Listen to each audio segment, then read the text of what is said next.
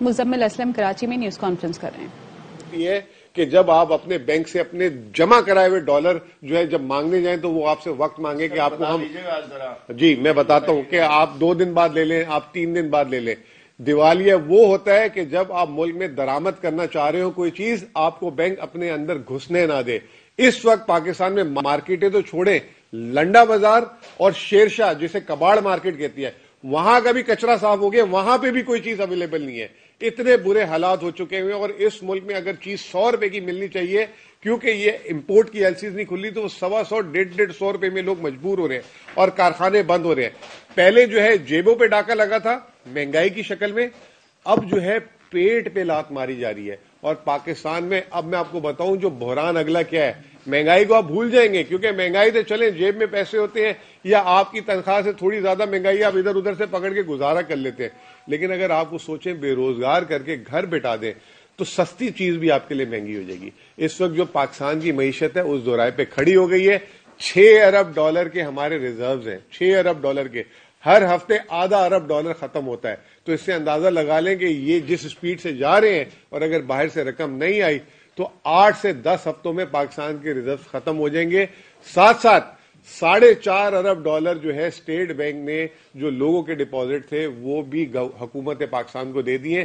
مجھے 1998 یاد آ گیا, 1998 میں بھی انہی لوگوں کی حکومت تھی. 1998 میں بھی یہی حکومت تھی, لوگوں کی امانت تھی 11 ارب ڈالر, اور ایٹامک دھماکے کے پیچھے جو ہے وہ اس کے بعد فریز لگا دیا گیا تھا. آج پھر وہی صورتحال ہے, اور 20 سال لگے. پہلے 1973 میں ہوا ایسا جب نیشنلائزیشن ہوئی پاکستان میں, اس دن سے کارخانے لگنے بند ہو گئے.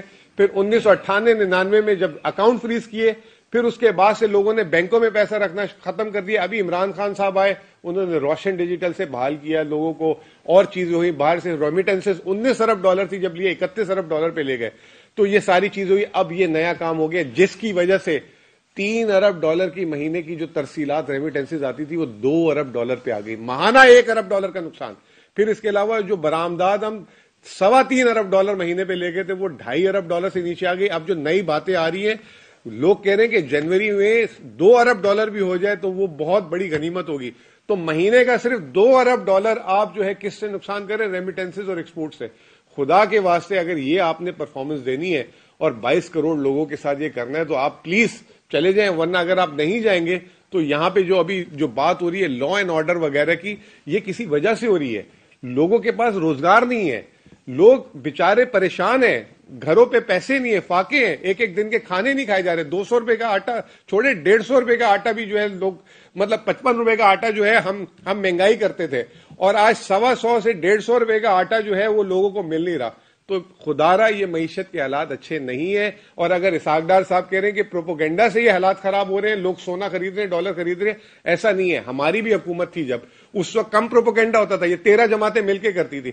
ہماری بھی حکومت تھی, اس وقت بارڈر نہیں تھا ہمارے ساتھ. ابھی کہہ رہے ہیں جی بارڈر سے ڈالر نکل رہے ہیں. اس وقت کیسے, اس وقت تو ملک میں اندر آ رہا تھا ڈالر, اب باہر جانا شروع ہو گیا ہے. تو یہ آپ کی کرتوتیں ہیں, اور اگر آپ نہیں سنبھالیں گے تو یہ اور ہر آنے والا دن جو ہے اس ملک کو نیچے لے کر جاتا رہے گا. بہت بہت شکریہ. ریٹس بتا دیں آج کہاں کہاں پہنچے, یہ ذرا بتائیے. 225 روپے کا ڈالر اسحاق ڈار صاحب کا ہے. اسحاق ڈار صاحب کے جو سابق وزیر خزانہ ہے وہ کہتے ہیں کہ 244 روپے میں تو میں خریدار ہوں, اور 255 روپے 260 روپے میں جو ہے نا لوگ جا کے پوچھتے ہیں تو لوگوں کو مل نہیں رہا. تو 260 روپے کا ڈالر. اور آئی ایم ایف, بلکہ میں آپ نے اچھا وہ یہ بات بتا دی تو اس سے آئی ایم ایف کا ذکر کرتے جاؤں. ہم جب آئی ایم ایف کے پروگرام میں تھے تو ہمیں کہتے تھے P T I M F. انہوں نے اسمبلی میں ہمارے خلاف ووٹ ڈالا تھا جب ہم نے اسٹیٹ بینک کی انڈیپینڈنس کی تھی. اس کے بعد جیسے ہم گئے انہوں نے ہمیں توہین آئی ایم ایف لگا دی کہ انہوں نے آئی ایم ایف سے معاہدے کو یہ کر دیا. اس کے 4 مہینے بعد انہوں نے آئی ایم ایف کا معاہدہ کیا 29 اگست 2022. 2 مہینے سنبھال نہیں سکے آئی ایم ایف کا پروگرام. اسحاق ڈار صاحب پاکستان آئے تھے, آپ نے جیسے جادوگر کا ورڈ استعمال کیا, وہ پاکستان آئے تھے 25 سال کی آئی ایم ایف سے ڈیلنگ کے تجربے پہ. اسحاق ڈار صاحب کو اس وقت وہ جو ہے فری بھی نہیں کرا رہے, بات کرنا نہیں پسند کر رہے, اور اب کہا یہ جا رہا ہے کہ 2 سے 3 ہفتے کا ٹائم دیا انہیں کہ اگر اس میں آپ نے بجلی, گیس, روپے اور ٹیکسز نہیں لگائے تو ہم آپ کے ساتھ پروگرام ختم کر دیں گے, اور پھر جب آپ الیکشن کرائیں گے یا نئی حکومت آئے گی اس پہ بات کریں گے.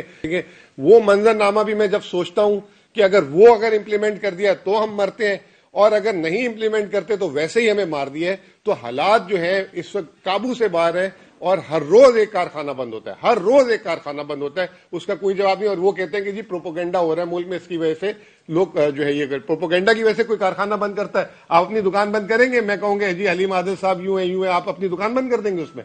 تو یہ تو اس وقت ملک کا حال کیا ہوا ہے. بہت بہت شکریہ. مزمل اسلم نیوز کانفرنس کریں. انہوں نے کہا کہ دیوالیہ کی نشانی ہے کہ کارخانے بند، وقت پر ادائیگی نہ کی جائے، ہر ارب ڈالر خرچ ہوتا ہے.